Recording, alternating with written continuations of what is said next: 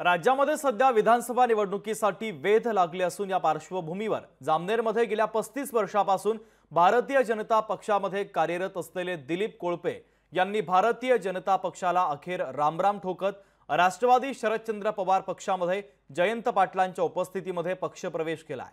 आगामी विधानसभेमध्ये मंत्री गिरीश महाजन यांच्या बालेकिल्ल्यातून दिलीप कोळपे हे मंत्री गिरीश महाजनांच्या विरोधात विधानसभा लढण्याची शक्यता आहे। दरम्यान दिलीप कोळपे यांच्यासोबत संवाद साधला आमचे प्रतिनिधी सुमित देशमुख यांनी। पाहूयात। आपल्या सोबत दिलीप कोळपे सर जुळलेले आहेत, आपण थेट त्यांच्याशी संवाद साधूया। सर, काय सांगणार, काल तुम्ही शरदचंद्र पवार गट जे राष्ट्रवादी आहे तुतारीमध्ये या तुम्ही प्रवेश घेतलेला आहे, काय सांगणार? काहीच नाही, 35 वर्षापासून मी भारतीय जनता पक्षातच होतो।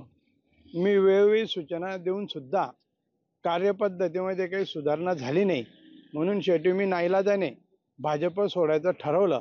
सुरुवातीला मी विचार करत होतो आता सक्रिय राजकारणात काढायचं नाही, परंतु शेवटी राष्ट्रवादीचे जे स्थानिक नेते त्या सर्व नेत्यांनी मला येऊन भेटले, विनंती केली की तुम्ही आमच्या पक्षाकडून उभे राहा। आणि मला सुद्धा आमच्या भारतीय जनता पक्षाकडून एवढे काही मी सांगून सुद्धा काही अपेक्षित बदल दिसला नाही, म्हणून शेवटी मी नाईलाजाने पक्षाला सोडचिठ्ठी दिली आणि शरदचंद्र पवार गटातील राष्ट्रवादीमध्ये प्रवेश घेण्याचं ठरवलं। माझ्या मतदारसंघामध्ये त्यातल्या त्या जामनेर तालुक्यामध्ये तर जास्तीत माझा संपर्क चालूच असतो। काही ना काही निमित्ताने मी कार्यकर्त्यांना भेटत असतो, त्यांच्याशी चर्चा करत असतो, त्यांच्या सुखदुःखामध्ये सहभागी होत असतो।